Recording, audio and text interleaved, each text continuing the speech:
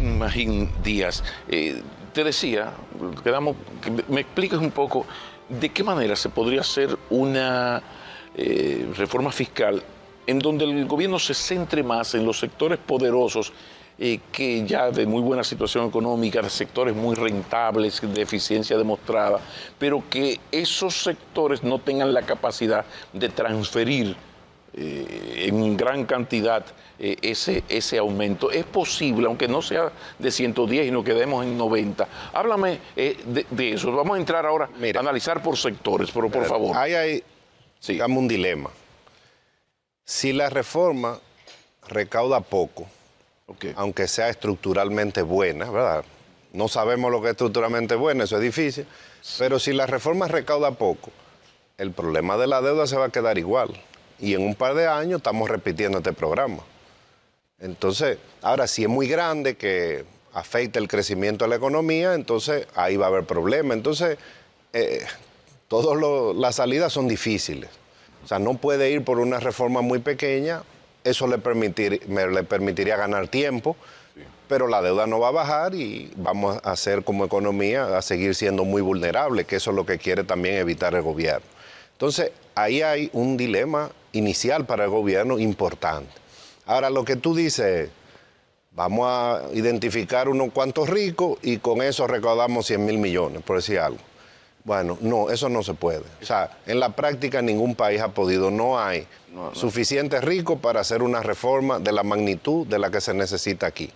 Y segundo, a veces cuando, por ejemplo con el ITEVI, ¿cuál es la estrategia que se ha seguido aquí con el ITEVI? Para no perjudicar a los pobres vamos a dejar muchos bienes exentos. Bueno, esa es la estrategia universal, se llama. Pero ¿qué pasa? Tú pierdes el ITEVI que podrían pagar los ricos. Claro. Entonces es mejor poner el ITEVI a casi todo y a los pobres tú lo compensas. ¿Y de qué manera vamos a hacer esto? Eso se puede hacer fácilmente a través de los programas sociales. ¿Qué porcentaje de los empleados, por lo menos los formales, que son de los que hay cuentas, qué porcentaje de los empleados ganan más de 40.000 pesos?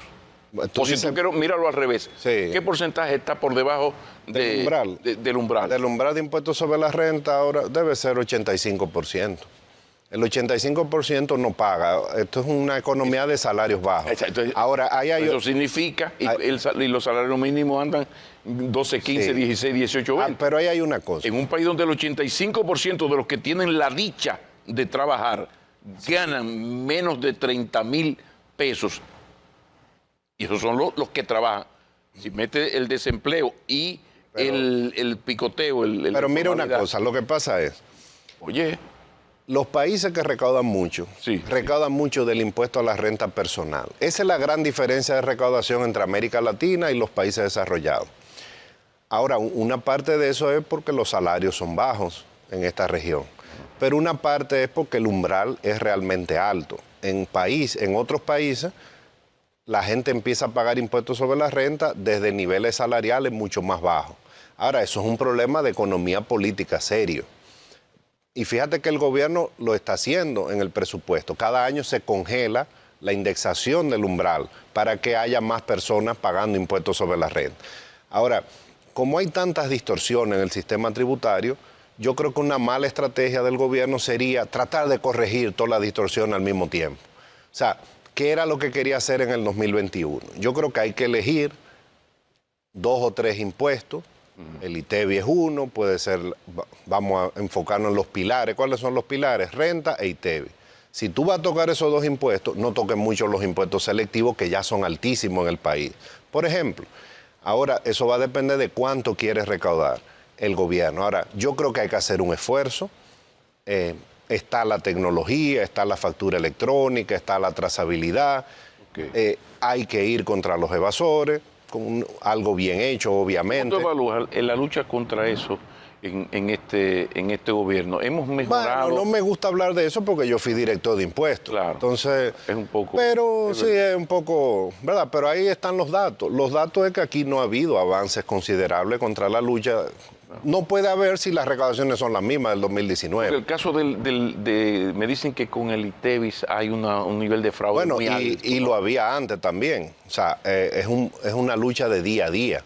Ahora, ¿por qué el gobierno ha recaudado más en estos 4 años? Por la inflación, pero cuando tú le quitas la inflación, las recaudaciones no son más altas, y porque también pidió adelanto de impuestos. O sea, y la condena por evasión, porque a ti se te criticó mucho por un hecho sumamente que uno lo admiró y hablamos mucho a tu favor. Yo recuerdo incluso que tú ofreciste un almuerzo para explicarnos todo esto, que fue lo de utilizar el código tributario para someter a la justicia a la gente que ustedes descubrieron que tenían el dato de que habían evadido. Entonces, mira, lo que pasa es que las críticas se toman de quien viene.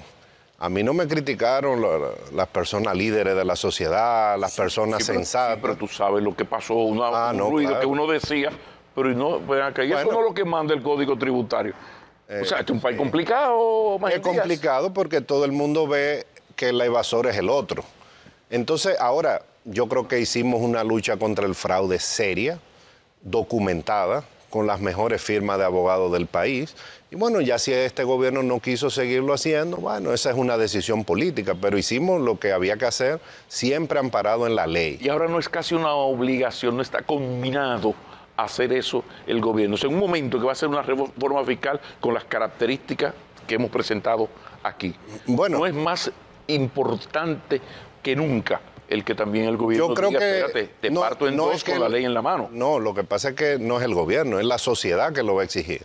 Porque estamos ante uno de los aumentos de impuestos más grandes que se le va a hacer a la sociedad y los evasores no pueden estarse exhibiendo ni financiando campañas libremente. Lo que pasa más es que la sociedad no protesta, sino todo lo contrario. Cuando tú sometiste gente que el expediente era claro, que eso era para un bachiller en Derecho, aquí se te plantó una campañita fea y fueron 3 gatos los que salimos. Espérate, ven acá, invitamos gente a los programas para... Bueno, lo que pasa es que, bueno, la sociedad tiene que decidir qué es lo que quiere, tú ves. O sea, fíjate en España, o sea, Messi fue sometido, el mayor ídolo del mundo, Ronaldo, un momento, Shakira. Que tú lo conoces la historia, no atrás, cuando en España hubo 2 casos de 2 gente íconos. Sara Montiel, pero antes de Sara Montiel, Lola Flores, que ella jamás pensó que lo que ella representa... Sí, Lola Flores fue. Entonces, lo que ella representa... No, doña Sara tuvo sus problemas fumando, pero me refiero a que cuando el Estado español, el gobierno socialista, le digo, no, usted Lola Flores, eso tuvo un valor, pues ya lo de Shakira fue el otro día, los otros Messi fue el otro día, no, en aquel momento, eso... Hubo un antes y un después. Y que ese fue mi argumento en aquella época, cuando tuve problemas con estos señores, que yo decía, no, pero estos son los Flores de la lucha contra la evasión. Mira, yo creo que la sociedad lo va a exigir. Ahora tiene que ser algo bien estructurado, bien documentado. Tiene que ser profesional. Yo espero que no sea una lucha politizada, porque eso se puede prestar para muchas cosas cuando hay un equipo no profesional dirigiendo eso. Pero yo creo que la sociedad, bueno, lo va a exigir. Eso debe ser parte de una reforma integral, sin duda. Dentro de la reforma integral, hablemos de sectores. ¿Cuáles sectores tú crees, desde tu conocimiento, que estarían en capacidad de soportar mejor un aumento de impuestos y además que sean sectores que no estén en la capacidad de... Porque un problema es que tú le pones un impuesto a alguien que automáticamente lo que hace es que se lo transfiere al de abajo. Entonces, de los sectores productivos líderes del país, ¿cuáles soportarían mejor un aumento de impuestos o algún tipo de, qué sé yo, quitar excepciones que no afecten a los de abajo? Porque hay unas que no y otras que sí. Mira, lo que pasa es que el sistema tiene exenciones y tiene leyes de incentivo. Hay exenciones que son para bienes de consumo, por ejemplo, en el ITEVIS. Ahora, ¿quiénes se benefician más de esas exenciones? Son los ricos, no son los pobres, porque los ricos consumen más. Ahora, ¿cuál es el mecanismo que se usa? Vamos a generalizar eso, quitar exenciones, como tenemos a los pobres identificados, vamos a compensar, porque se puede determinar cuánto gastan las familias pobres y se le pone en su tarjeta. Eso es lo que se llama el ITEVI personalizado. Yo creo que el gobierno va a intentar hacer. Es difícil, es un tema de economía política, porque ¿qué es lo que está exento de ITEVI? La educación, la salud, las medicinas, la canasta básica, la tarifa eléctrica, eso es lo que está exento. Claro. O sea, en otros países casi todo eso está grabado. Pero en lo de las leyes de incentivos, ¿podrían hacerse algún tipo de modificación? Mira, quizá un sector que ya está establecido. Lo que manda la estrategia de desarrollo es, vamos a hacer un capítulo nuevo en el Código Tributario donde se pongan las reglas claras para las leyes de incentivo. Y vamos a adicionarle al código un nuevo texto solo para normar los incentivos en base, por ejemplo, a la cantidad de empleo que producen, al tiempo, a la productividad, a métricas. El problema de muchas leyes de incentivos es que aquí no hay métricas. Te di un incentivo y ahí tiene 40 años. Además, exacto, los incentivos como la excepción no debería tener como fecha. Mira, si tú me inviertes en Baní, capital del sur, yo te voy a dar 20 años sin ITEVI, si puedes traer las maquinarias sin pagar impuestos. Bueno, ¿Qué sé yo? Ahora, 20 años, a los 20 años te lo quito, porque era por 20 años. Lo que pasa es que aquí muchas tienen fecha, pero se vuelven y se renuevan. Te doy 15 años y después 15 más y 15 más. Entonces, ahora yo lo que hubiera hecho es lo que hizo Colombia, vamos a hacer una comisión de expertos, vamos a evaluar cada una y vamos a ver cómo la vamos moderando. ¿Y es posible que se haga eso? Bueno, eso lo han hecho varios países y vamos a poner métricas. Bueno, aquí existe la posibilidad de que se creen esas comisiones para buscar las letras chiquitas y sentarnos despacio, vamos a revisar. Y yo te digo, bueno, eso es lo que había que hacer. Estos 40 años, vamos a sentarnos aquí, te di esa ley de incentivo. Bueno, eso 38 se hizo. Años, cero mata cero. O sea, cuando Balaguer se hizo, esa no fue una reforma improvisada, esa reforma se estudió por varios años. Yo creo que si el gobierno intenta quitarlas todas de golpe al mismo tiempo, va a haber ahí un problema serio de economía política. Entonces tal vez hay que ir negociando desmontes, gradualidad. O sea, como no hay crisis, mucha gente va a decir, espérate, pero ¿por qué tú vas a hacer una reforma de choque que lo va a quitar todo al mismo tiempo? Hay sectores, todos esos sectores que tienen exenciones van a defender su exención, pero ya pronto sabremos, es cuestión de 1 o 2 semanas que el gobierno diga. En esta carpintería, ¿qué tan importante es este asunto del déficit eléctrico? O dicho de otra manera, la subvención al sector eléctrico. ¿Qué tan fuerte es y si ha mejorado, si ha agravado este asunto? ¿Y qué te parece a ti la propuesta que en ese sentido, que yo sé que la conoces muy bien, de Celso Marrancini, que parece que está en lo suyo? Mira, el déficit del sector eléctrico explica en promedio el 40% del déficit del gobierno. O sea, es importante. Wow. Ahora, hay que ser realista, este déficit no va a bajar de un año a otro. Yo creo que ahí están los datos. Y además, olvídate de los datos. No olvidamos, ¿qué pasó en estos 4 años? 2 superintendentes de electricidad, 4 coordinadores de gabinete eléctrico, 4 vicepresidentes ejecutivos del Consejo Unificado, 4 administradores de este, 2 administradores de Punta Catalina, hasta que el presidente se cansó y le dijo, Celso Marrancini, tú manejas Punta Catalina y el sector eléctrico entero. ¿Qué significa eso? Claro. Respóndeme, o sea, hubo un problema. Claro. Que sea por la crisis del petróleo y de los precios. El presidente llama a Celso Marrancini, claro, que oí que tú dijiste, y yo creo que sí, que es que es un Superman. Superman, claro. Entonces, y por eso los 3 presidentes lo han llamado. Y Celso hizo una propuesta, además claro, con mucha franqueza, me gustó. Bueno, comenzó, como yo te dije, cantándose las verdes y la madura el mismo. El déficit es rígido, sí, entonces es un problema. ¿Por qué? En estos 4 años no se invirtió mucho en las redes, en la distribución. ¿Qué significa eso? Que eso hace aumentar el déficit en el futuro. Por eso es que ahora hay apagón en parte, porque no se le dio mantenimiento a las redes, faltan transformadores, faltan contadores. ¿Tú compartes el argumento del problema de la planificación? Eso es importante. Mira, ahora, como no se invirtió mucho, sí, eso está afectando el déficit ahora. Okay. Pero para mejorar el déficit ahora, hay que invertir mucho ahora. Y si tú gastas mucho en inversión, ¿qué pasa con el déficit? Aumenta. Wow. Entonces, en el corto plazo, los 1.500, 1.600 millones de dólares no van a bajar. Porque ahora ¿Qué ha dicho don Celso? Yo necesito invertir. ¿Qué significa eso? Me tienen que dar dinero. Wow. Ahora, él ha dicho también, hay que salir a cobrar, no podemos tolerar el fraude.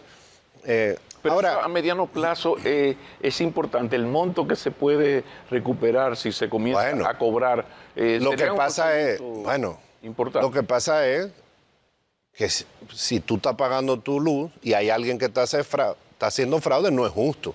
Claro. Entonces, el Estado debe, es lo mismo que con los impuestos. Sí, pero ¿cómo explicar que una persona llegue a deberle al Estado 90 millones de pesos? O sea, ¿qué ha pasado? Porque, o sea, tú no consumes 90 millones en 3 meses, ni en 6. Entonces, ¿cómo es posible? Eso se puede. Mira, yo creo que aquí pasó algo. Sí. Hace varios meses que no se le dio, lo vi en un par de periódicos. El fiscal encargado del fraude eléctrico fue sometido por estar en contubernio con los fraudes. Y eso fue noticia. O sea, no sé si es culpable o no, eso lo determinará la justicia. Claro. Pero cuando tú ves que en una sociedad pasa eso, es que hay problemas. Ahora, yo creo que el señor Marrancini tiene todo el conocimiento, pero necesita un equipo y va a haber que tomar decisiones políticas difíciles. Es hora ya, si el Estado no ha podido con eso, vamos a ver cómo involucramos al sector privado, porque ha sido muy exitoso en otros lados, incluyendo en el país. Claro. Entonces hay que dejar el tema de la ideología. Son empresas que pierden, quebrada, nadie la quiere, pero el gobierno dice, la voy a privatizar y la gente se tira a la calle para que no la privaticen. ¿Cómo es la cosa? Eso es como un país bipolar. Pero viene un proceso no de privatización, sino de acuerdo con el sector privado. Concesión, para la administración, para la gerencia. Hay que buscar una forma. Ahora, no hay países que tengan crisis de 50 años en un sector. Alerta roja, señores. Y esto que el lobo no ha llegado, viene por ahí, pero no ha llegado. Cuando el lobo esté aquí, posiblemente tengamos que hacer SOS, un nuevo programa tan interesante como este que nos ha brindado el profesor Magín Díaz. Muchísimas gracias, Magín. Gracias. Eso se trataba. Encantado. No te vayas lejos porque creo que te vamos a necesitar. Sean felices, si es en familia, mucho mejor. Y todo porque aún nos queda la palabra, nos queda la palabra.